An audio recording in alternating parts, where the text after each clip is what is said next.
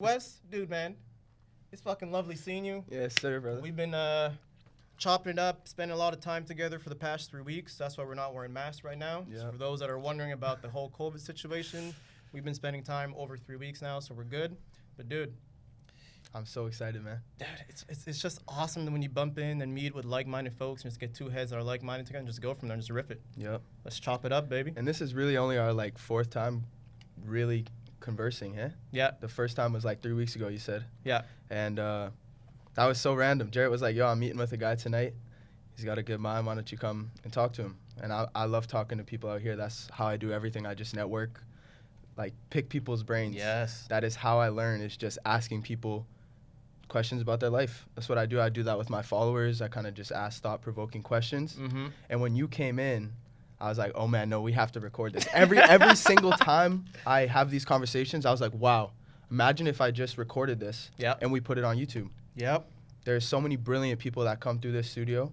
Dude. And we're just kind of it's great to have these conversations, but how many people can we help maybe? Or how many people can we help think like this? 100%. People could benefit from that. Exactly, yeah. And I love what you said about how you just love having these conversations and interviewing people. I remember when I was in CJIP, I was in a philosophy class, and I'm sitting there, I'm twiddling my pencil, I'm kind of halfway paying attention. And then the teacher goes, she's like, yeah, back in the day, what the philosophers do, like Socrates and Plato, they just kind of sit around and chat. And I'm like, hold up, wait a second. These guys sat down and chat and conversed all day? It's like, yeah, I'm like, that is by far the greatest way to learn. Yeah. You're not forced in a situation where you don't want to be there, you're bored or you're tired. You're engaging yourself in conversations, seeing someone else's opinion, their point of view, receiving it, analyzing it, formulating your response or your thought process based on what they said, and then sharing it back to them. It's like a game of tennis going back and forth. And that's the most beautiful thing. Good, man. That is, for real. Socrates, I actually love Socrates. I think about that all the time. What is his quote? The only reason he's wise is because he thinks he's not wise. What is I can't remember what it was, but I use that so much because, for example, in anything I do, I don't think I'm smarter than anybody because I can always learn from somebody. I use this analogy a lot. I just started skateboarding again, and I used to skateboard when I was younger. Mm-hmm. Used to be sponsored for snowboarding. Dope. So in the summer, I was always skateboarding.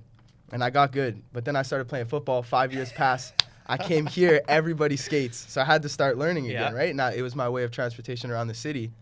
But there's so many good kids here that can skate. Little 12-year-olds, 13-year-olds that are just crazy. So my way of getting back into it was asking these 12, 13-year-olds, yo, can you teach me that? Yes. That was crazy, bro. Can you show me that? I'm 22. A lot of people would be super embarrassed to do that and ask them. But if that person can teach me something and I elevate because of it, why are we so scared to ask people things? And what I love about that experience you just shared of how you had no ego in asking a young kid for help and for advice is because it reminds me of a quote that I heard. It's where wisdom comes with experience, not age. Mm-hmm. I'm going to repeat that again for people that are listening. Let them know. Wisdom comes with experience, not age. And it's the sort of thing where, you mentioned, you want to have that beginner's mindset at all times because that teaches you to look at things with a fresh new perspective, a whole new light on things, and also helps you prevent yourself from missing certain things that an expert or a pro would have because you're kind of in the routine, in the rhythm, they got their way of doing things. While that new fresh kid on the block comes in and has a whole new, what about this? What about that? And you need that energy. You need that person in there questioning you, not questioning you to tell you that you're doing it wrong, but to question you to force you to grow and to expand to see things that you may have missed. So that's big on your part for doing that, man. Yeah, that is really how I approach life, is with the student mindset. I love how you use that term because that's the one I actually use all the time. Mm-hmm. So like you said, approaching life with a student mindset is just every single time I try to do anything, I start at the basics because you need a foundation to go up from there. Every building starts with a foundation, every home, everything. And if your foundation has cracks in it, it's not going to last long or it's going to fall apart. No. So just approaching everybody. And if you have life, if you approach life with a student mindset and you're thinking, okay, how can I learn from somebody? You're also willing to share with people because they might need to know something, So if you're just giving out information without expecting anything in return, somehow shit always comes back in return as well. So not only just taking in information for yourself and being greedy, but sharing knowledge and sharing those things with people is just huge as well for me. And as soon as I started doing that, even more recently on my social media, For a while, I wasn't sharing information because of like insecurities, like who the fuck cares, who wants to hear this. But then I started sharing my life and those little things like that, and people started hitting me back. Then I started getting the engagement that I wanted. You know, I was like, what can I do on social media to be engaging? Yeah. And I just started sharing my life and sharing the knowledge that I've been given from other mentors. You know, this is just stuff that I'm learning and just putting out for other people, making people think a little bit differently. And people are like, yo, this really changed the way that I looked at this. You know, like, that's so cool. I'm like, fuck, bro. You know what you did there? You know what you just did right there, man? What's that? So you sharing your life gave people a different perspective on things. And, like, that P word perspective has been the strongest driving force in a lot of decisions I've made in just helping others and helping myself. Because just in changing your perspective, you completely shift the way you're looking at things and the way you're going to experience things, the way you're going to feel about things. That's so good. And, like, just that alone, like, you just switch that lens, all of a sudden, like, oh, things aren't that bad. Things are pretty good. Like, prime example was, like, I moved here maybe, like, a month ago, got into a car accident where I'm totally fine, got rear-ended at a red light, and, like, my first thought is, like, oh, man, I got paperwork to fill out. Like, after I checked if I'm okay, obviously, I'm fine, no back pain. And I got out, I'm like, oh, shit, dude that hit me is in a position where, like, he's leaned back, mouth open, eyes rolled back. I'm like, flip, is he okay? Like, I'm not concerned about the guy hit my car or I got to pay this and pay that. More like, at the end of the day, is this guy going to be okay coming out of the situation? Yeah. And it's the sort of thing where, like, I could choose to be cursing this guy out, but let me always go into, like, let me try to understand what position is this person in. Like, was the person trying to pick something up? Like, if they're on their cell phone, I've been pretty upset, like, dude, what are you doing on your phone?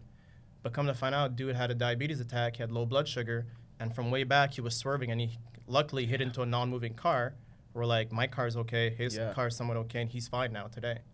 But sort of thing where, like, if I didn't take the perspective, let me look and see what this guy's like first before reacting and coming out, barging out with anger and hate, seeing the situation, I'm like, all right, let me come in there with a bit of love, make sure that he's not in a bad position, help him put his car into park, because his foot was still on the gas, moving my car forward. 911 comes in, give him the whole rundown, and the dude was okay that way, but it just comes down to perspective, how you choose to look at the situation you're currently in, no matter how positive or how negative that situation is. Instead of thinking you're unlucky that he hit you, you're lucky that he hit you because you're fine, and now he's okay, you know, so everything actually turned out to be really good. Yes. So that's a complete, perspective, man. We could go on about perspective for an hour. Like, his situation could be worse. He could have been drove off a cliff. Yeah, for real. Which would have been a whole lot worse. And I'm just happy that to this day, the gentleman's okay. Like, he's fine. Like, I checked up. Dude's okay. Yeah. He's all right. He apologized. But I'm like, dude, as long as you're okay, like, I'm fine. Like, if I had a broken rib or something like that, like, yeah, it would suck. But if it's just a rib, I could live. Like, it's just a car that's damaged. Yeah.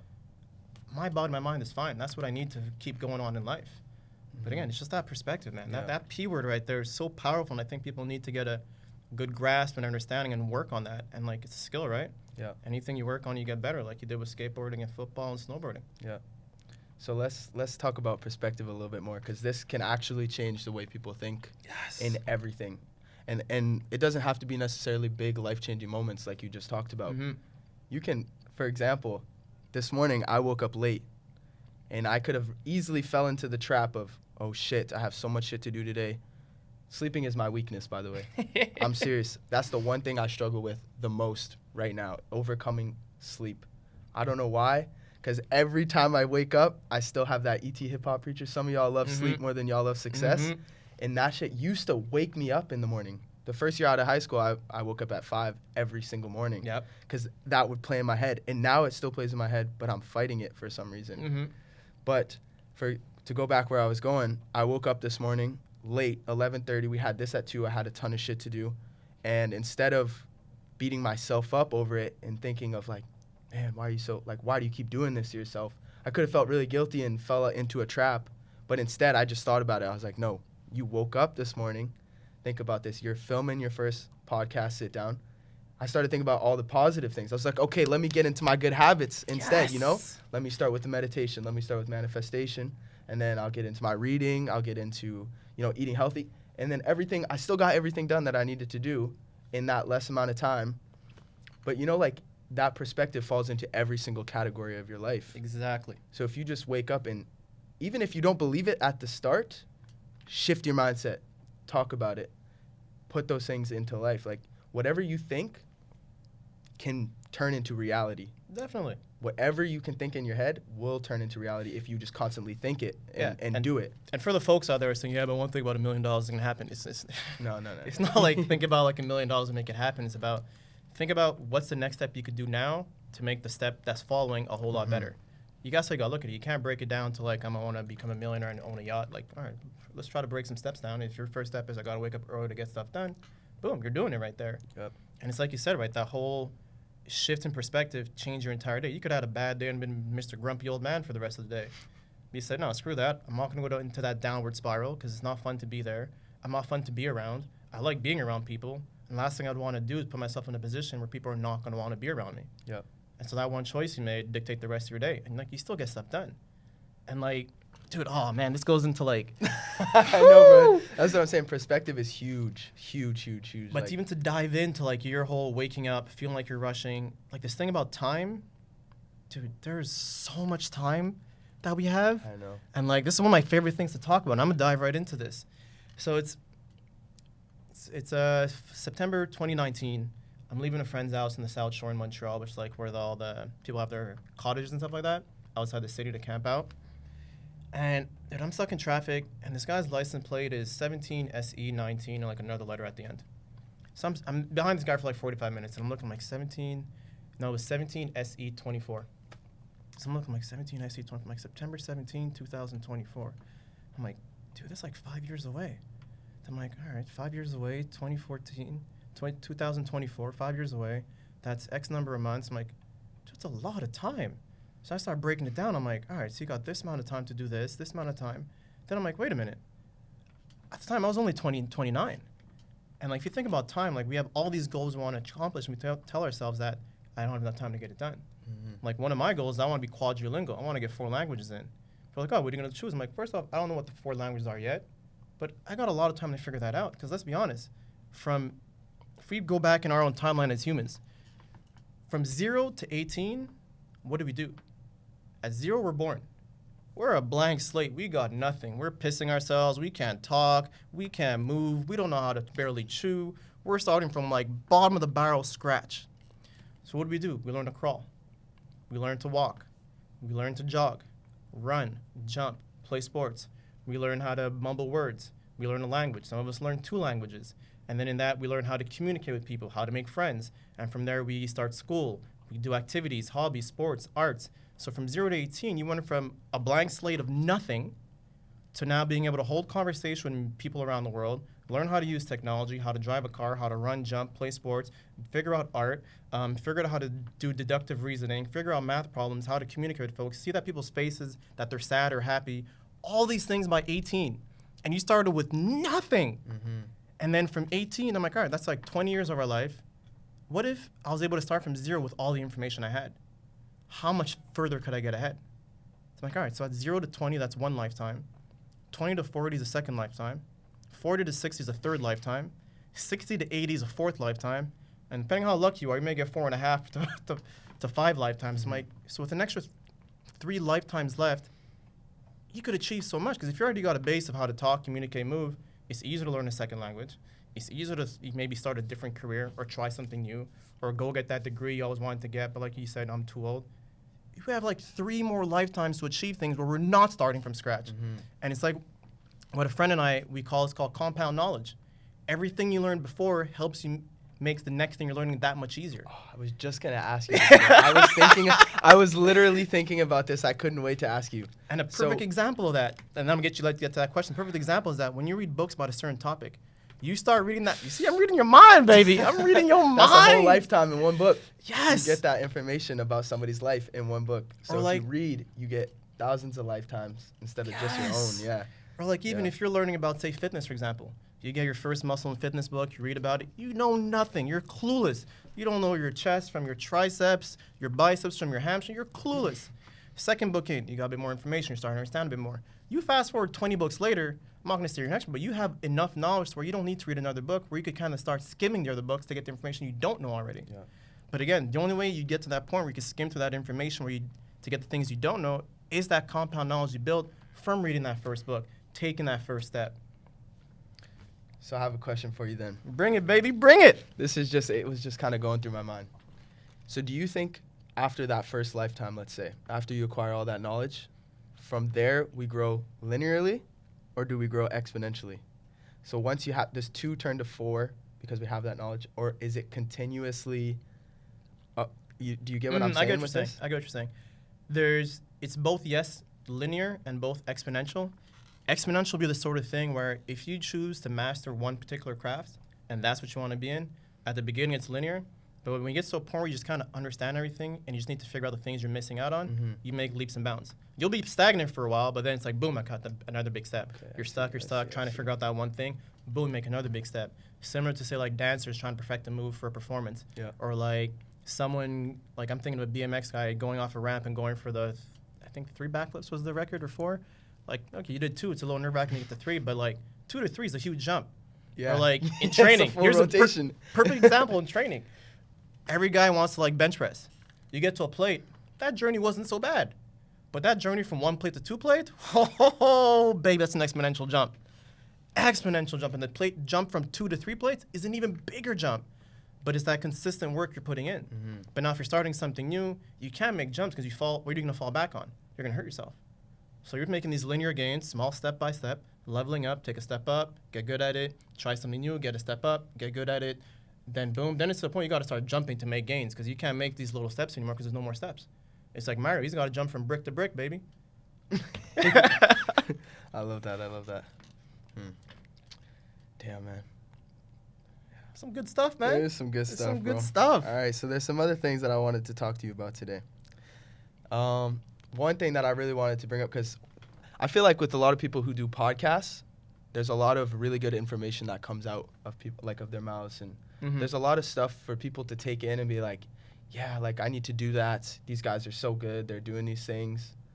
But one thing I feel like a lot of people don't talk about is their insecurities on podcasts. You know, like it took me a long time to get to this point to sit down with you. Like the people who know me and are in my close circle, I've been talking about wanting to do this for months, years, content creation, you know, like putting out more information on my social media. I've been talking about that shit for years. So why has it taken me so long to get to this point to just sit down and record a conversation? What is that?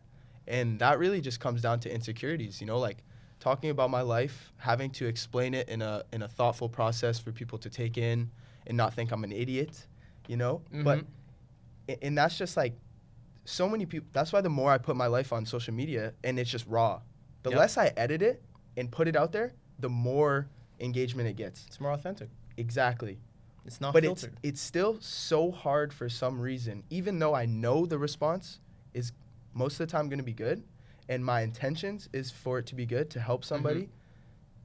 Why do you think we struggle with that so much to put it out there or to create something? I think a big thing in that is, like you said, it's insecurities, which is based off of fear. And like I could explain my own journey, for example, where here, let's start. Like, what are some of your insecurities? Like, what kind of things are you trying to do with your career and your life? I guess people don't even really know what we're doing. We should have started with that. We just start talking and shit goes. It's all good. It's all good. We have ways to edit this to make it work. There you go. Yeah. But so before I get to my insecurities, I'm gonna answer the question about what the insecurities that prevents us to make the moves. And it's, when I think about it and I think about myself, is that insecurities are gonna come from fear. And everyone's fear can be different. Like, are people gonna like me? Is this worth putting out? Fear of perfection, is it good enough? And then you start putting these thoughts and you have to prevent yourself from getting something done or taking action. Similar to like, and again, I'm 80s baby, 80s born, 90s raised, where when you have to go talk to girls, you go make that move yourself in public. You're on the bus, you're on the metro, everybody's watching you, everyone knows what you're doing. Like, oh, he's making a move, let's watch what happens. You have to get past that fear and that anxiety to actually make that move. And the thing about that is, you make that move, you get shot down, cool. You get back up, brush yourself off, and you go again to someone else. I'm not saying you go like all day in the metro bugging people, but like, you know, you make that next move to the next person. And you can't let that like shoot that one shot down, break down your spirit and your goal. Because at the end of the day, where you want to get to, you need to go through these steps. You need to build these scars and like get shot down, get hurt, mess up, make these mistakes and learn from that.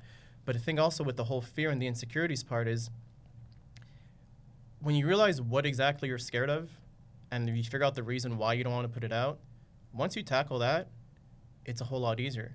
And one of the ways that I found was the best way to tackle that was having a purpose of why you want to put it out in the first place. Like, is the purpose greater than your fear? Yeah, it is. It is, bro. And that's a tough conversation to have, because when it comes to purpose, that means, one, you got to look into yourself to figure out who you are as a person.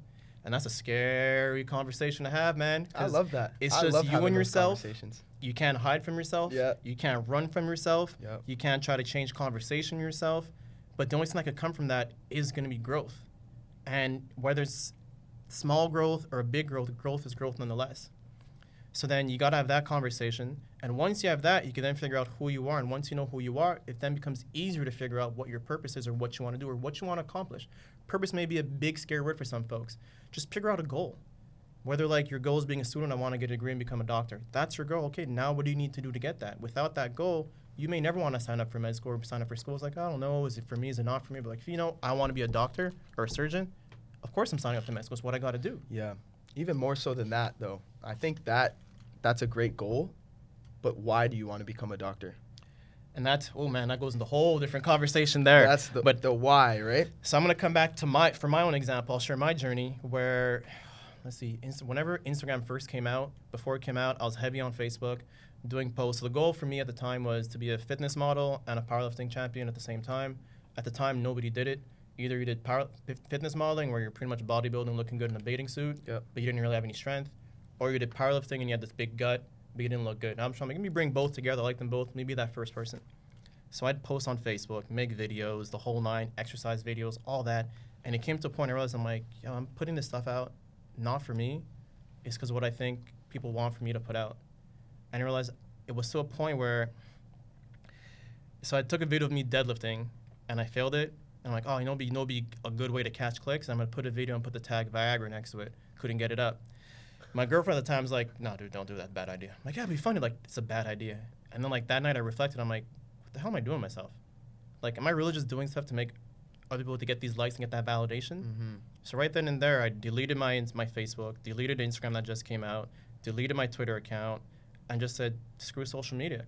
And the next 6 years, I spent time on just focusing on who I am, what I want, doing things for myself, figuring out who I am as a person, where I want to get to. And in those 6 years, like I said, there's like at least 3 evolutions in myself that I've had. And now that I'm back to social media, it's because I have a purpose and I know where I am, where I stand. I really don't care about the likes. It's not a factor for me. If one person comes to like, Chris, I really appreciate that comment, help me change my life, that's all I need. Whether it's got 2 likes, 1,000 likes, I don't care. That's not what I'm there for. That doesn't give me any validation for what I am. The validation for me that comes from actually helping someone. Yeah. And whether it's from being a fitness coach that I was in my past career, or helping people in marketing, helping businesses be able to feed themselves and feed their family, it's still helping people. And the big goal is to get to 10 million lives. So now, the thing about having that fear is that once I have that purpose, I have no more fear. I'm like, all right, I know where I got to get to. And everything I need to do to get the point involves me doing these things. And with that, there was no fear going into it because, I got to get to that point. And when you have that point to get to, you do everything you need to get there. Take students, for example. I love the example of students because you look at a student who finished a degree and gets his master's or his bachelor's, and it's like, oh, yeah, I just kind of did what I had to do. It's like, no, like you went from kindergarten to uni, got a bachelor's, then went for a master's, and you put the work in to get to that goal to finish. You're a finisher. And it's not saying people that don't go to school aren't winners. It's just for that particular demographic, it's often seen as like, yeah, I just did what I had to do because it's what everybody tells me to do. Mm-hmm. Yes, that may be the case, but you still finished. Yeah.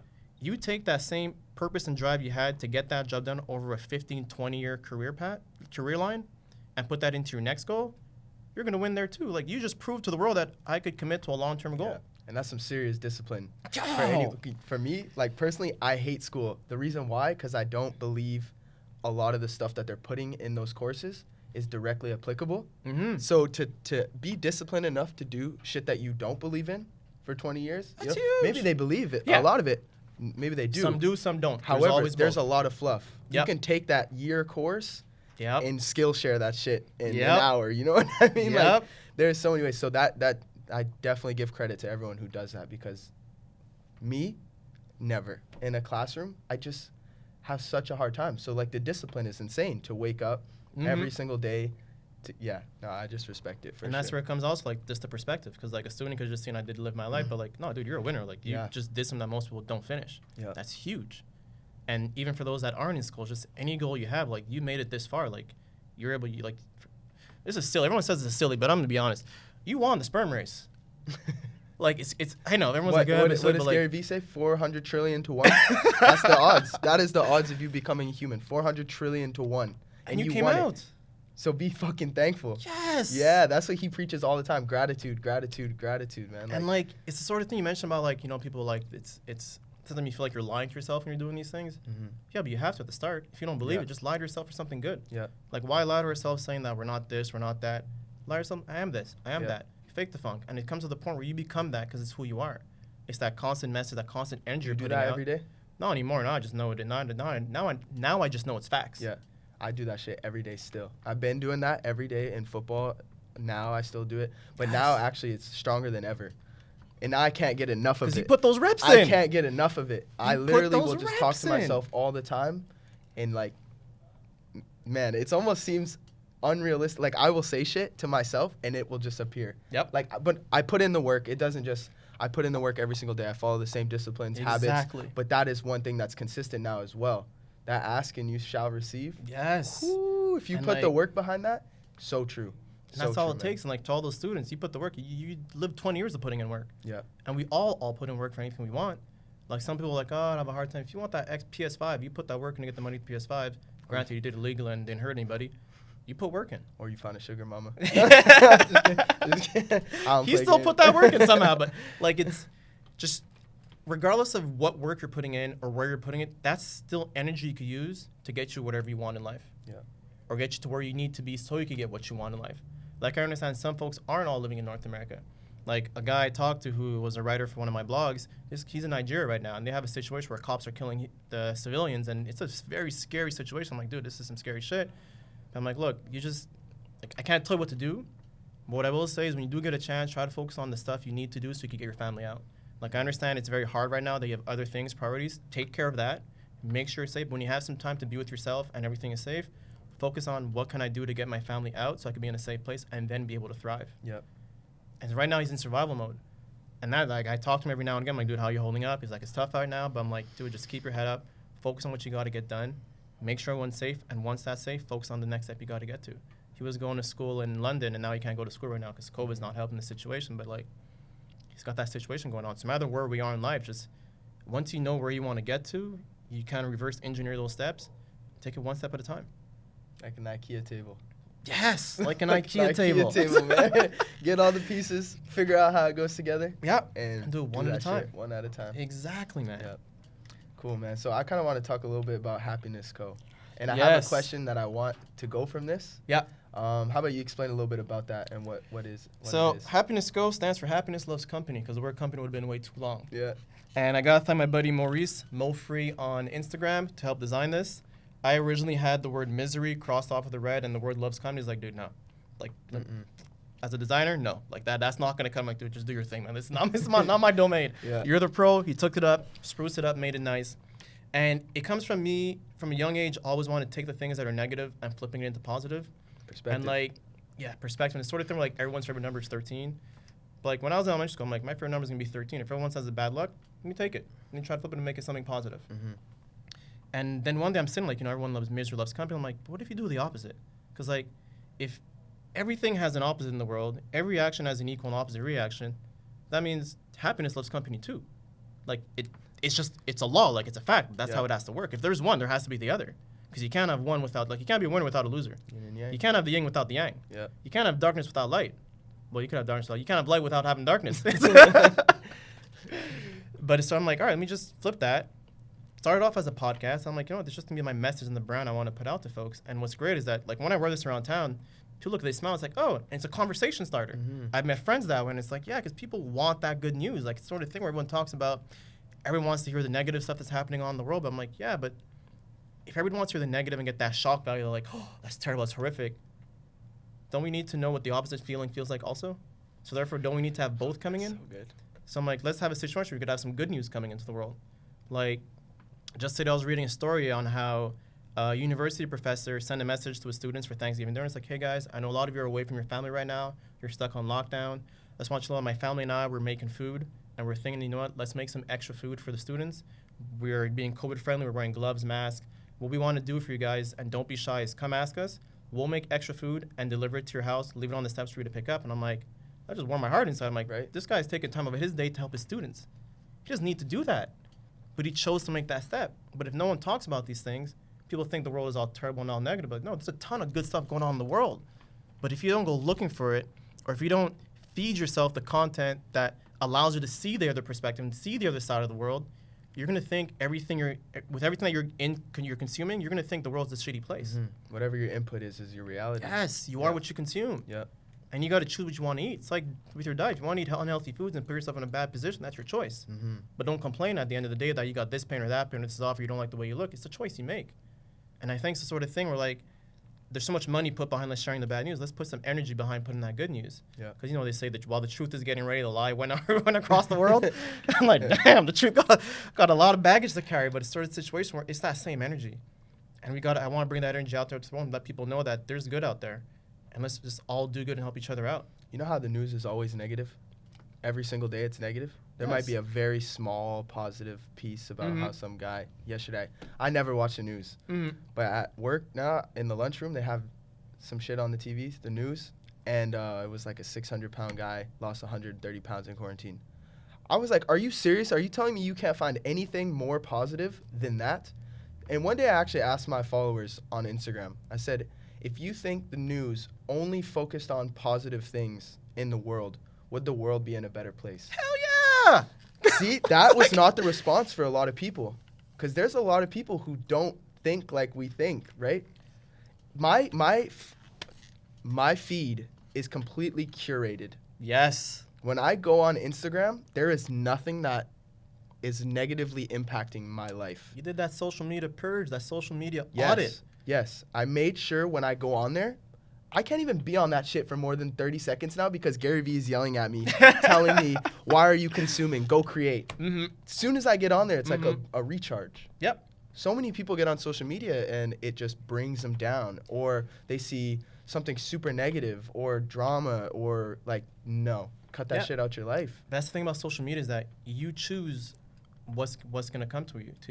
You choose what you want to follow. It's not like it's the news you're turning on to channel 12. Like, I got no choice. The only channel I got. Yeah. You get to find what you want in social media. And it's sort of thing where, like, if you choose to find good, you're going to find good. And it's just good. It's going to keep coming into your newsfeed. Like, it's the point. I've curated my social media so much, my Instagram so much. So after like 4 scrolls, it says, you're done for the day. I'm like, oh, cool. Done. Yeah. And, like, there's some folks I follow, and I just put mute for my newsfeed. Like, I don't need that information. Yeah.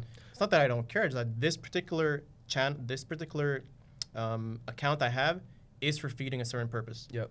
And that's the only one. Then I got another account for distractions, which I really don't open up because it's so many. I got to click here, click there. It's too much friction. Back to you are what you consume. Yeah.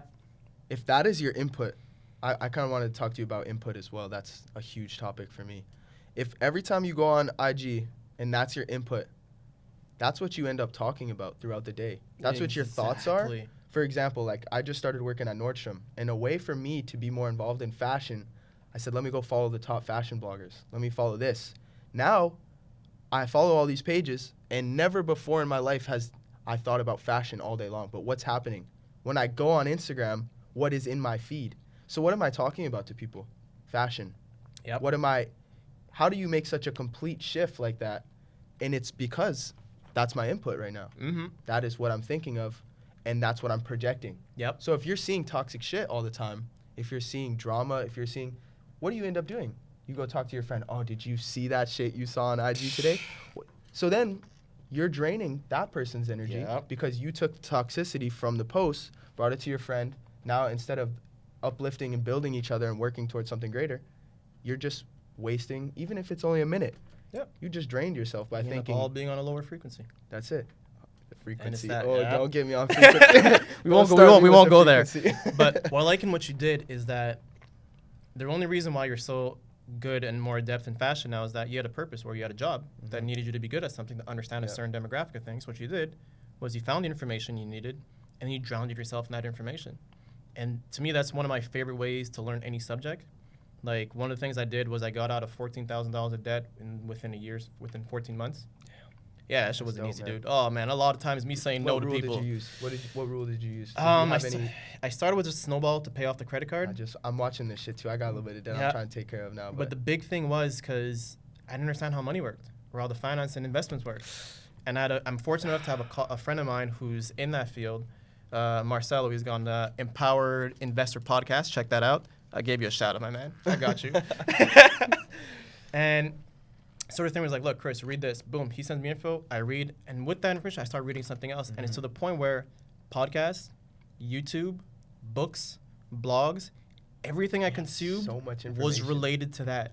Right. And what I did was I just drowned myself in that information. Nothing else mattered. Drowned in that, and it's an easy way to level up. Because if you're drowning and just consuming one piece of information, it's confusing at first. You don't know what the hell's happening. Yeah. RRSPs, TFSAs, index funds, what the hell's going on? I don't know what's what. But just let yourself drown in there. After a point, you start to float. Then you start to crawl.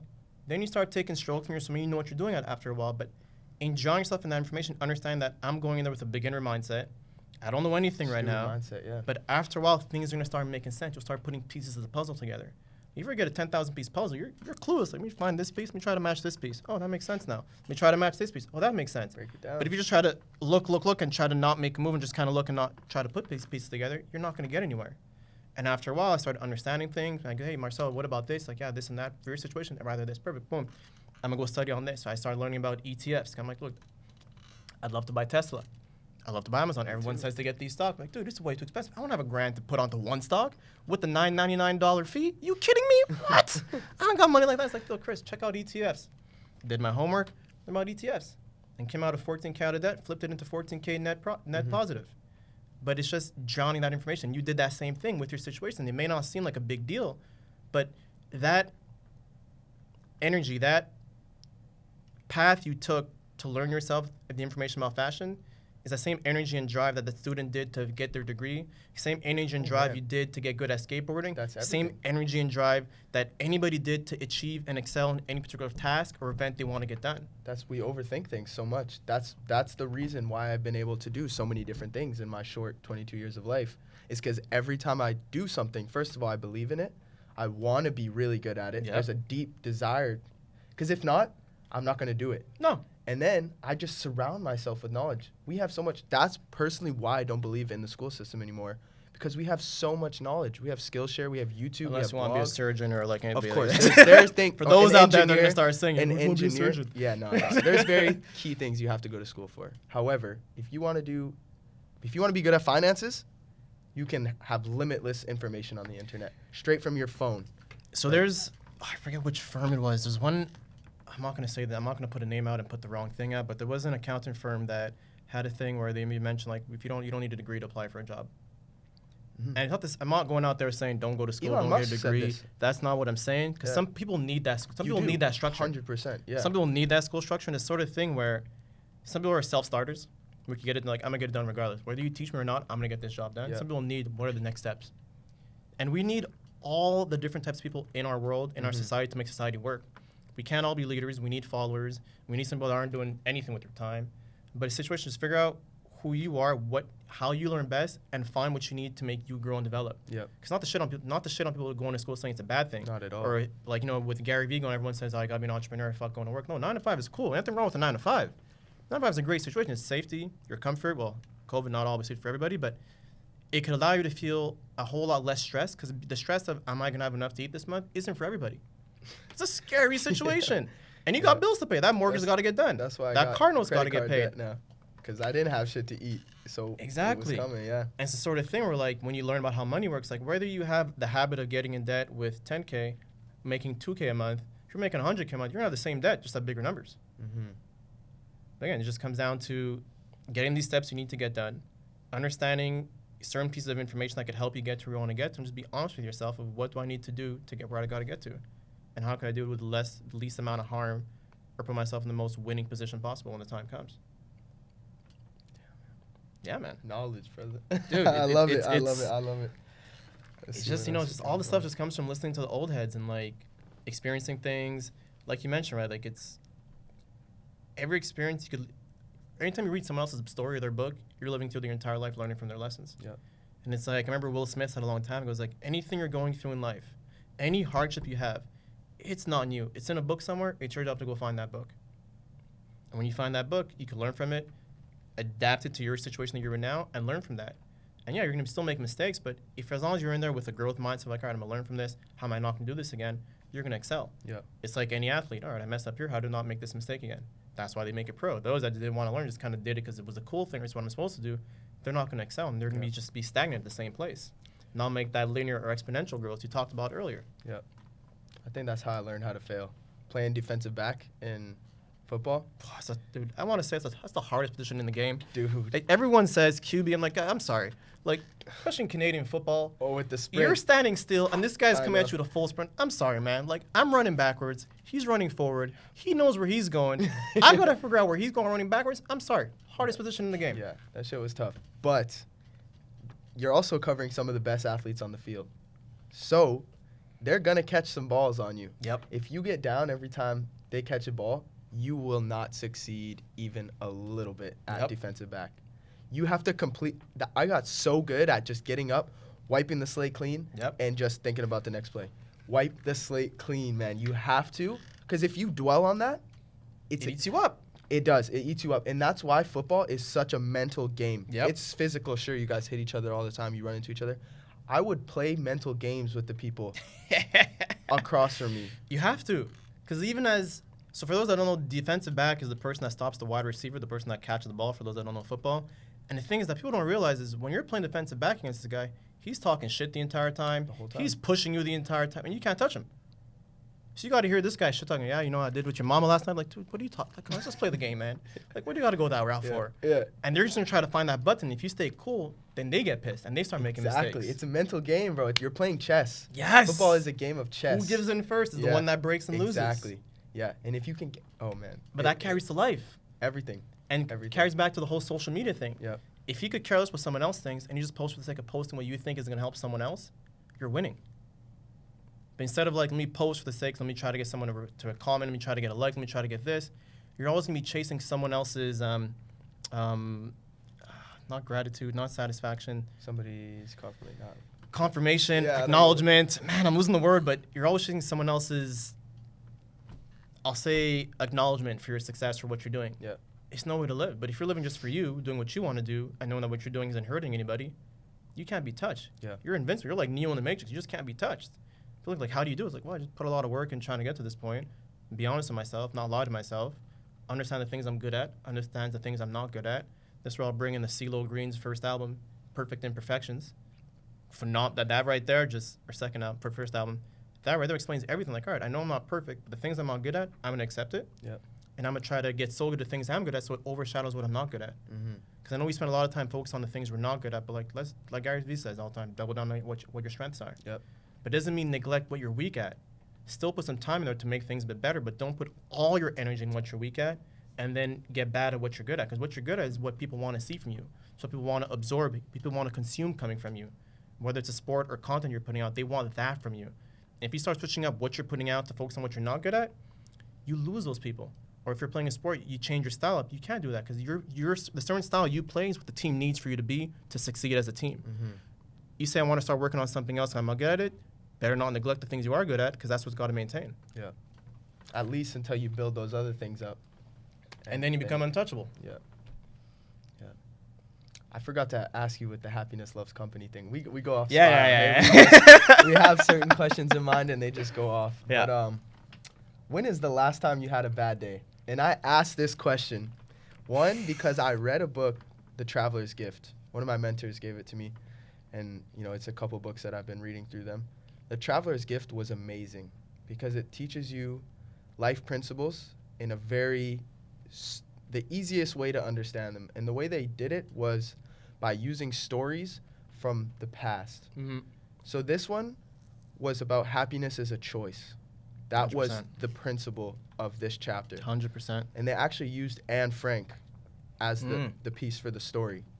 And in the story, she was in there for so long, but every single day, she was so happy. So the guy goes back in time, and he's there in the situation. And, like, the Nazis are coming, and it's super stressful for the whole family. But this is just a little girl who's so happy. She's like, you're here. Like, I have a friend. I have my family here. And she's so grateful for what she has. And that's what she says. It's happiness is a choice. Yep.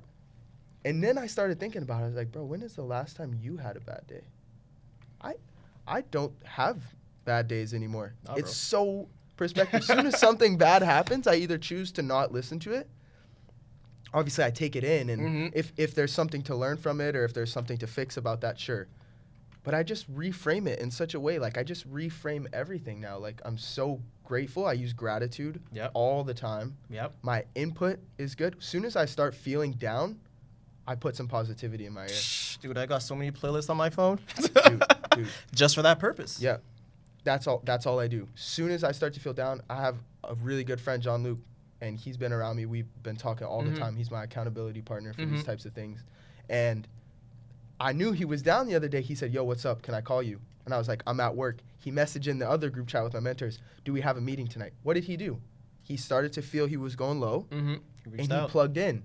He plugged into positive input. After that, I had a call with him. He's like, yeah, I'm good, bro. I don't know what it was. We just start going down these mental, like, just spirals. And if you plug good input in your ear, you're fine. But you need that input no matter how good you think you are every single day. If I fall off on my daily habits, if I don't listen to positive things, everything falls apart.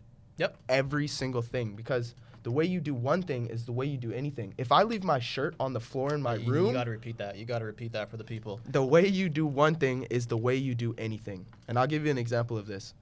If I leave my shirt on the floor, I come home, throw it on the floor. That's laziness. Now, all of a sudden, I don't take my vitamins on the way out the door. Now, because I didn't take my vitamins, it maybe still I listened to a good audio, but then I didn't read that day. And then the reading falls off to the gym. Or it spirals out of control so crazily and so fast. Like, I want to add to that, because everyone talks about like the first thing to do is make your bed in the morning as a win. That's what I've been doing every morning. And that's why I said win the morning. That's the one. I make the bed. Now I go to the next thing. Then I go to the next thing. I'm going to be honest here. I don't want to make my bed. Like, it's to the point where, like, I run hot, so I don't really need sheets in my bed. I just kind of have, like, the throw over? Not throw, like, the one that has the elastic in it. Okay. That's all I need on the bed. I don't need anything else. Okay. So I'm like, I don't need to make my bed. Because my thing was, I'm going to make a bed to unmake it again, and no one's going to my room but me. But it sounds like, oh, you're being childish, but it's not that being childish. It's that I don't put value in me making my bed as me getting a win. Me getting a win is doing another routine I know that's actually going to help me. Because for me, like, making a bed, I don't see how it's helping my life. But me, have my routine of me work out, stretch, do some rolling, get my greens drinking, that to me I know is going to help me to where I want to get to. Let me meditate. That to me is more priority than me making my bed. Can you make my bed? I already did my bed, but like, this was time wasted doing my meditation. But that's me because I understand what I need for myself. But for people that are starting with a blank slate that don't know what to start with, you start with that simple one of just make my bed. And hopefully that leads you to get to other things to get to that win. And like when you ask about having a bad day, like I don't think I've ever had a bad day, but it could be either A, I choose not to remember it, or pretty much the answer you gave was you see what's bad's happening, you assess it, analyze it, see what you can learn from it, and move on from there. And just in doing that one act of assessing and analyzing makes it not a bad day anymore because you learn from that. It's like learning from a mistake. So again, it's sort of thing like, for me, I'll be honest, for me, making my bed isn't a thing. I'm not going to say it's bogus because people need that to get to that next step. For me, it's a trigger. There you go. For me, because I hated making my bed too. But for me, I made it. Yes. Cross it off the list. And that feels good. Oh, it feels so good. You gamified your routine. Yeah, I have a full calendar. My calendar is full of shit I have to do, but I'll still write it on a sticky note. If I start to panic, like I wake up late, I start to panic. I put it on a sticky note real quick, and I just start checking it off. Even if it's brush your teeth, make food, do whatever. Cross it off, because then it's a habit of we're accomplishing something. You know what's funny? You're saying this, and what I love is that a lot of people struggle with that in life, but have no problem doing it at work. Like I started a new job. I got emails coming. I got my to-do emails, my ongoing emails, my completed emails. Everyone's like, yeah, I got this filter, I got that. I'm like, everybody has their setup. I'm like, so wait, we're all organized for work because we're getting paid, but in life we choose to kind of be lazy and not do it. Now it's the sort of thing where work tires us to the point where we don't have the energy to do it for life. Or we just don't see how doing it in life makes us have more energy to get work done and do more things in life. Yeah, I think that comes back to the principle of like delayed gratification. Because when you do it at work, you know in 2 weeks you're getting a paycheck. Exactly. You know you got paid that day. So what's that motivating factor? Is it the money, or it's just like, I know that me doing these routines will get me to a place where I got to get to? That's the thing though. And it sounds very simple when we break this down. Oh yeah. Here's the thing I love about YouTube videos. It sounds so simple, and somebody even like me or like you or somebody who's people see that's kind of on the ball. They're doing shit. I will fall off still. Oh yeah, 100%. I will fall off, man. Like, dude, it's I tough. got lazy days, man. Yeah, I'm like, I know. I ain't doing shit, man. But I'll still put a podcast in though, because I can't just sit there twiddling my thumbs. But if you put a podcast in, then what happens? You get motivated again. You get motivated. That everyone waits to find motivation, action. Like motivation comes from action. Yep. Whatever you do, if you decide to, I watched a video about the 5-second rule. You know that rule? As dumb as that shit sounds, I love it. 5, it's the same 4, thing we 3, did when talking 2, to girls. 1, boom, go. And Same just thing. stepping up and going, it works. Dude, we'd It be in the works, metro on the bus, like, dude, you got 5 seconds, go talk to her. We didn't know we were playing the 5 seconds, like, dude, go. All right, Yeah, hey, 5, 4, boom, 3, all right, you're in. Then, like, that fear is gone, like, oh, we're human. Like, Yeah. we're just having a conversation. And at the very least, you fail, and then you try again, you learn. Yeah, your That's boys it. laugh at you when you walk back, but, like, we're all in this together, and, like, we're all here hoping that everybody gets a win. Yeah. But those are those things that build your character, build you as a person, and essentially, it's weird. We were doing the 5-second rule before it was a big thing, without realizing it. But our purpose, our goal, our objective was we got to get a girl's number. So now we have incentive. We have a reason to want to go do it. Yeah. But if you have no reason or incentive to get the job done, you're not going to want to do any of these routines. Yeah. Like people say, I can't wake up early. Okay, maybe not wake up early. Like I don't want to have a morning routine. Or I don't want to wake up and do this. And that. You don't have a purpose to want to do it. Yeah. So you're not wrong for not doing anything. Figure out your why. But when you got something you got to achieve and you know you got to get done, you do it. It's like how many people wait till last minute to finish a school project and all of a sudden they got all this creative juice and energy. Imagine you did that on day one. You know you'd be smooth sailing the rest of your week until that project has to be given in. But if you wait till last minute and you go, I work better under pressure. No, you're just being lazy. Because that same energy could have been done the day she gave it to you, and you'd be chilling the rest of the week and getting feedback and improving and getting that perfect score you wanted. Yeah. Or doing other things you love without having to think of, I got to go to bed early, I got to give time to this. That's gone. Like, it's done. It's like getting your workout done in the morning. Once it's out the week, it focus on something else. Yeah. I'm personally bad for putting shit off like that. And one thing I overcome that as soon as I think about it, I either write it in my notes to do, or even better, I just do it right away. Yep. Because otherwise, even little shit like taking my vitamins, that one I use because it's so easy to just put It's it not hard. off. And like, I'm 22. Why do I got to be taking vitamins? Preventative Because measures. when I'm 50, I still want to be healthy, you know? It's super easy. Like, I have a fast metabolism. I can eat 3 pizzas and not gain a pound. But when I'm 50, right? So I still go to the gym. Like, I'm just getting back into it. I had a shitty last 8 months. I was training like 5 years straight, 7 days a week. So I'm going to use this as an example. You had a shitty past 8 months. Feels like forever, right? Yeah. Feels like, oh man, I'm falling off. It's such a big, like, I'm back to like I'm back to like -10. Man, shitty 8 months. All right, let's take your 8 months. Let's zoom out to 20 years. Can you even see 8 months? Not a chance, man. And like, you think those 8 months undo the 10 years you put in? No, that's... No. And it comes back to time. Like, there's so much time. Like, you could take time off. Like, people could have a career in one thing, by 35, start a whole new career, and come back to that first career at 65 and still be okay. Yeah. Granted, like, you update yourself on the information, Yeah. but there's so much time. I know. But where I was going with that, 8 months, I started for the first time to see effects of like, oh, this is actually... Yeah. Maybe you can eat potato chips before bed every single day of the week. You know, I got away with it for so long, but 9 months set in and you don't really look the same as you did, you know? So now I'm like, dude, I don't want to get into the habit because if this becomes a solid habit, it's going to be really hard to break 2 years from now. So I was like, no, it traumatized the hell out of me. Even though like I still look fine, I shouldn't be worried about anything, but I could see it happening 20 years down the road, you know? Like, I could see it, and I think down the road, just the way I look at my goals and say, I want to be there 20 years, I was looking how I was eating and said, oh, shit, that's where I'm going to be in 20 years. So what I love in that is, and I'm going to, like, zoom out and put perspective on that. You looked at where you're going to be in 5, 20 years, you don't like that. So you seen in 20 years what your identity and who you are would become, and you said, I don't want that. So you thought something like, I'm going to think of this. I'm going to say this out loud, that what I'm going to do. I'm going to take action, and in taking action, I become this particular thing, and the more I become this thing, becomes who I am as in my identity, and then your identity feeds how you think, and then how you think feeds what you say feeds what you do feeds what you become, what you become is your identity, and it's that circle. And sort of thing where, like, for most folks, it's a scary thing to want to shift that circle. It takes effort. Like, it is hard. Like, people can look at us right now like, oh, it makes it look easy. Like, dude, I put in years of work of like figuring out who I am, what do I want, or like even in fitness, I took years of work of discipline. Everyone's like, oh, Chris, you're lucky you're in shape. Like, no, dude, like let's compare our college experience. At 17, you went out clubbing? Yeah. Went out clubbing and drinking? Yeah. Partied? Same thing in uni? I was in the gym 5 to 6 days a week, went to bed on time, cooked all my meals for 10 years. No going out, no clubbing, no partying, with one goal of I want to be the best fitness model and the best powerlifter of all time. That was the one goal I had.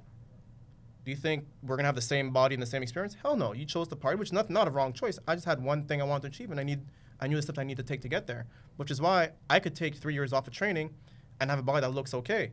I don't feel okay. I'm waking up, cricking and cracking. I got these pains. Know, I'm stiff, but like it looks visually okay. But like it's not about how you look, but how you feel on the inside. Yeah. And how your body moves. Yeah. That's it. I felt guilty. Even though I wasn't training and I still looked fine, I felt guilty. You got that. You feel like a fraud. And you know why you're a fraud. Yeah, you can't lie to yourself. And it's not a fraud for a good reason. It's not that imposter syndrome like you're actually doing something to get better. This is like a fraud like, I can't say yes. I'm saying no. I'm telling you, no, it's because I did this. And like, I don't want you, different, never upset me, but the reason I tell folks that example of what I did in college was for them to not negate the 10 years I spent disciplined, focused on one goal. This didn't happen by luck. Oh, it's genetics. Piss off. It's not genetics. Like, oh, it's because you're black. I'm sorry. There's a lot of people that are black that are overweight. It's a choice you make. Like, yeah, sure. You may have certain parents, but you make a choice in the lifestyle you want to have. And your body is the one thing you could choose to control. Granted, if you have any particular health issues, like outside all that, for those folks that are going to nitpick on the one thing, all things being equal. How you shut it down right away. You got to, because go out there like, yeah, what about me? Like, that was actually one of the things, dude, that was one of the things I said to one of my friends. I was like, yo, I'm scared to put myself out on social media because I don't get a chance to defend myself. Not to defend myself, not that I'm saying anything wrong, but people can take it and twist it however they want to twist it, and that's so not the intent that I was going for most of the time, you know? So I love that. Because, like, we're in a culture now where people are quick to, like, shoot down, like, yeah, what about this, what about that? But at the end of the day, it's like, let's be honest. One, I'm going to put a message out. If you choose to interpret it in the way you want to, that's your choice. Perspective. If you want to come onto my platform and piss that stuff out, go for it. I'm not going to respond because the thing is this. You know my messages. You know how I'm going to speak. You know that I'm coming in with love, care, and compassion. Why would you assume that's the response? That's the added angle I'm going with. If you think that, either you don't know who I am, which is not your fault. It's probably my fault for not explaining myself more. But then I have a choice. Am I going to waste the first 5 minutes giving all these disclaimers or just get straight to the point? Yeah. And if you understand that my message is love and passion first and not about hating or putting anybody down, you know that where I'm coming from is a place of love. If you want to come on this platform and start pissing it down, but what about so about that? That's your choice. Yeah. But I'm not going to give your energy and attention for that because it's not fun. And then the conversation gets stretched out and you never get anywhere. Nothing ever gets done. You know what's hilarious? It's one thing I tell people all the time. Nobody's ever going to hate on you who's doing more than you. Somebody who is doing something at a higher level than you in any category will never hate on that new guy because they know they were once there. Yes! So the only people that are bringing other people down are the ones that are they're literally scratching and like trying to bring people down because they want to be at the attention or the level that they're at, right? Exactly. And it's so fucking funny, man, how I have this, I preach that all the time, and then when it comes down to me doing it, how hard is it to see it? Sometimes you just need outside perspective. Like, that's why I love having conversations with people because it just it recharges you. It recharges me. Energizes you. It just gets me focused. Yeah. And I just get right back to it. But what I love most, it makes you feel like you're not alone. Yeah. Because there are times where like, it feels like I'm lonely, like it's just me. No one else around me understand this, which is why I love consuming information. Because at the end of the day, you know what they say? You are the 5 people around you. Yeah, association. And this is the thing, though. A lot of us think about it like immediate. Who's around? Like, you're next to me. Like, no, it's just that. It's who you choose to consume. Like, you could choose to have Eric Thomas as the person around you, listening to his information every day. That becomes one person. Yeah. Because if you're listening to him every single day consistently, he's in your circle. Yeah. You may not speak to him, but that one-way communication is feeding you to where you want to get to. It could be a YouTube video, a podcast, a book, or just people that are around the world could be your 5 circle around you. And that sort of thing where, like, it's like everybody wants to be Jordan at one point in basketball. Jordan was one of those kids. A lot of these kids, one of the 5 people in their circle that elevated LeBron James to get to that level. Yeah. Like, we all had that. I guess almost like having a mentor to a certain degree at the same time. Your mentor could also be part of your circle, not just someone you're always looking up to. That person's also next to you. And they always say a good leader doesn't lead from above or in front. A good leader leads from the back or from the side. It's Fire shit, bro. Dude, that's that perspective there. there. The power of association is huge. You're a product of your environment, 100%. Yes. That's why I had to leave Edmonton, actually. And you could create your environment. You can, bro. You can. Yeah, if you put those people in your feed, that's the good person, right? Because, like, I'll talk to folks about certain things. Like, yeah, you know, that's not doable. When I look at it, I'm like, they just think it's not doable because they don't see what I'm seeing. Mm-hmm. And, like, oh, the even guy tells you, like, everyone's going to think you're crazy. And it's not like it's like you're drinking some sort of Kool-Aid. Sort of thing where, like, everybody who succeeds has the exact same story. Like, dude, do this, figure out what you want, reverse engineer the steps, make sure it's realistic steps. Start with step 1. When you complete step 1, go to step 2. It's like video games. You finish level 1, go to level 2. That's it. That's the whole game. We just make it so complicated. But you need to know what game you want to play. And that is the hardest thing. What games I want to play. It's a tough thing. I spent like 5 years trying to figure out what game I want to play or what I want to achieve in life. That's a hard thing to go through because it comes back to the conversation we were having earlier about all our life growing up, we've been given a story. We're like, all right, you're going to go to school. So your story is I'm going to school. Then you finish school. Your story is I'm going to go get a job. So, like, you go to elementary school, you go to high school. That's our identity. And when that chapter closes, either I was a top freshman in my sport, I was valedictorian, I was the science person, like whatever it was, that chapter's closed, you go to the next chapter, which is now like university and post-secondary education. Then when that chapter's closed, now it's like, all right, go into the world by yourself, figure out your own chapter. But the thing is this, throughout the entire time, it's people telling you what your story is, giving you the book you got to live in. No one teaches you how to create your own story. So now we're in a situation where we finish school, or I'll just say we're 25 to make it easier. You're at 25, you're out into this world with a backpack and like a water bottle, but no one teaching you how to create a story, so you don't know what path to create for yourself or to write for yourself. So now we've had this whole experience of the story being given to us, because, you know, our parents have our best interests at heart. I want you to do this, I want you to do that, which they do with love, obviously. But now when you're on your own out there on the road, it's scary, like, oh, I don't know what to do. I'm going to just kind of do the closest thing. I'm going to go that way and be with everybody else. But you're not happy there. You may not be what you want, but hey, it's close. I got people. I'm not alone. I feel safe. But if we're taught how to create the story we want to have for ourselves and then taught how to make those things a reality, we'd be in a much better world. People would be less miserable, much happier. I would assume there'd be less stress and anxiety in the world. I'm assuming. I don't know. I'm not a doctor, but I'm just assuming if we're happy, it's tough to be stressed if you're constantly happy. Not saying stress is never going to happen, because stress could be getting a cut, stress could be falling. There's all forms of stress, but the stress of that chronic stress, I'm pretty confident it'd be diminished if we're all kind of happy figuring out doing what we want to do in life, while being obviously to be able to afford food, clothes, and have a roof over our head with the bare necessities and Wi-Fi, because you know that's got to go on Maslow's hierarchy of needs. It's 2020, man. We got to have Wi-Fi in there too. But it's sort of thing where, again, if we're taught to create and write our own story and then follow through on it, you'd be a whole lot happier. But we're not taught that thing, how to create the story, how to go for a story. And it's not that people don't want to teach us that. Some people don't know how to teach that, or even know that's the thing to be taught. And you hear these stories of everybody else doing these things, like they're the people we look up to that are different, that do things that are more polarizing and have these strong opinions. They just went a different route. And like, yeah, you know, you may not need to be Will Smith level. You could be big with like 10,000 follower level. Or like you could be super niche down and be the best in that one particular niche. But just figure out, like, oh, it comes back to figuring out who you are, what you like, what you dislike, where you want to be. Because once you know where you want to be, that then tells you every other step you need to get done. Which goes back to that student wanting to be a doctor. You're a doctor, you got to go through all these courses to get there. And that was his story. But now the next story he has, he doesn't know where he wants to go. And no one tells him how to get there. That's a scary thing. And with that, we just kind of go back to doing what everybody else does around us, because it's just safe and it's easy and we fit right in. And I think it is scary, man. It is scary. Dude, I relate to this so much because growing up, I was always an athlete. Mm-hmm. What does an athlete do? What your coach tells you to do. Yep. I had amazing coaches growing up all the time, always at the highest level. And now that I'm done football, even in the gym, my strength coach, Brad, at Elite Athlete Training Systems, he did everything for me. All I had to do was go into that gym and put the work in. So in school, I had to do that. In football, I had to do that. So now once I was done with that, what the fuck do I do? It was the first time where somebody didn't lay out a program for me and say, do this and execute it. Yep. It's hard. And even worse, I'm no longer an athlete. Mm-hmm. So I'm in an entire different field. The only thing that is making me survive is the fact that I know I had to surround myself with the information of everything, and just going from there. Even then, I still don't know what the hell I'm doing, but I'm moving. You know, I'm moving and I'm trying. Like, I'm gonna figure it out. I may switch careers again. Yep. At some point. You're allowed. Yeah.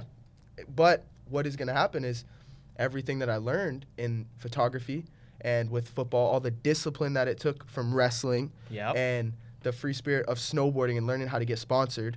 And I just use that in any other platform. It's all the same shit, man. Success principles are the same if you break them down and apply them to the other. Yes. Like, you just got to put in the work. And it's crazy because it's going to happen. Not that we're taught that, we end up doing it by default in anything you want. Like, some kids love video games. I want to be good at this game. What do you play the game all the time, and all of a sudden you're being ranked? Yeah. You just did it. Yeah. Like, no one showed you the plan, but you just did. If you kind of zoom out and have someone give you perspective on what you achieved, like, oh, fuck, I am a winner. Take that same energy, put it somewhere else, as we've been saying the entire time. Yeah. And, like, when you talk about fear and, like, anxiety and all that, like, when I think of myself, like, my biggest fear, and, like, this is the thing that drives me for everything I want to do is, my biggest fear is that when I have kids, I'm not going to be able to provide them a life I want to give them. And not in the situation that I want to make them go around the world free, but, like, give them the opportunities and the knowledge and information that I didn't have at that time, and also be able to just kind of give them a situation where they're comfortable. And don't have to see me struggle and be in a position where I can spend time with them, help them grow, help them feed and give energy to whatever dreams they want to achieve. That's my biggest fear, is that I don't end up doing that. I end up being stressed, not having enough to give to my kids, and figuring out where am I going to get food from, where am I going to get this from, tell my kid, no, you can't do this because we don't have enough. Like, that scares the shit out of me. Is that seem logical to you right now? Or is that at the very base level of human fears? Like, that's the... I'd say for me, it's more than just base level. Like, I think we all have those fears, but knowing that the lifestyle I want to give them requires me to do these things that I'm doing now, I got to do it. Like, because I can't then go tell my kids, figure out what you want and go make it happen if I didn't do it. Like, but Papa, you didn't do it. Why should I? You know, do as I say, not as I do. Shit, I heard that. I don't want to be that. I don't want to be that person. Yeah. I want to be like, I did it. Now I'm going to teach you how to get it done so that we could then create a legacy and that your grandkid, your kids, and go on the Lathams from here on out could have a situation where we could then help the rest of the world, be in a good situation where because again, like, if you're not struggling, if you're not in survival mode, that's when you can thrive and create. But if you're always struggling and in survival mode, you don't have time to think and create of anything else or help someone else. You're busy trying to figure out, how am I going to get shelter, food, and clothes, and Wi-Fi? Yeah, it's 2020. If you have all that and you have the next, you can go to the next, you can then help someone else. And I know that my goal is I want to change 10 million lives. I need to get to a certain point. I'll use financial as an example, financially, to be able to do that.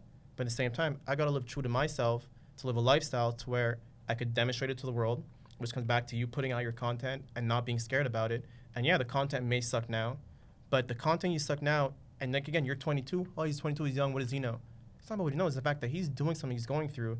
And even though the information you're putting out may be wrong now, and 20 years you may change your mind, you're going to be happy you put it out, because that shows your growth throughout the entire time. Because the worst thing you could do in life is think the same way you did 5 years ago. That was 5 years of your life wasted. So which is part of my return to social media, is like, I got to put content out so that I could look back 20 years and be like, man, I did that, and show my kids, like, this is what I did. Like, to the point, I went back to Facebook and messaged, like, hey, guys, any chance you got that content I deleted from your account from Facebook like 10 years ago? I was like, nah, dude. Yeah. So it comes back to, like, that's my driving factor. I'm like, it scares the shit out of me. Like, even when I'll train, oh man, I'm gonna be like fully open here.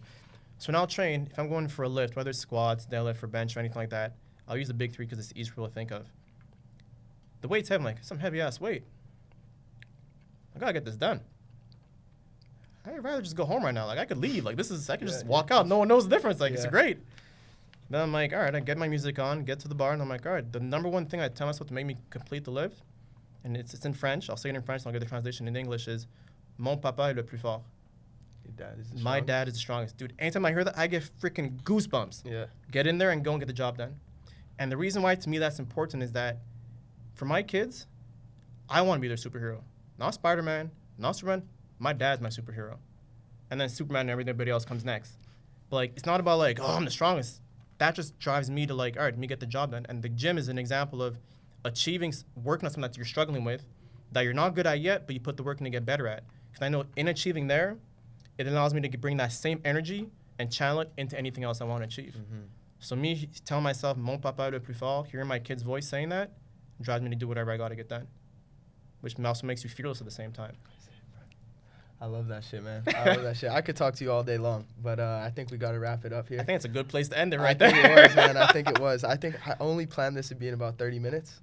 but I can't stop it, bro. Like, I just love having conversation with people. I'm honestly going to be trying to do this a lot more. Yeah, man, dude. I will hold you accountable. We can do this on a week-to-week basis or bi-weekly to keep it realistic. Bro. Just plug it in the calendar and it's got to get done. Yeah, I'm so excited. And what's great here, there's no snowstorm, so it's looking awesome. It's not like back home for me in Montreal. No, Vancouver's lit, huh? Like, moving here is the best thing ever. If anybody lives anywhere else in Canada, move to Vancouver. Yeah, man. Just try it. Spot to be. Just try it for... Try for 6 months. Yeah, just try it for a month. You won't go back. Yeah. That's it, man. But I appreciate everybody for watching and just kind of taking in what we had to say, use it, and break it down. Dude, I just realized where the camera is. I've been looking at you the entire time. What's up, guys? That's all right. We'll figure it out for the next one. It's going to suck. The first one might suck. People might watch this and be like, bro, what are they doing? Exactly. But we're going to figure it out 5 from now. Most def, baby. Yes, sir, man.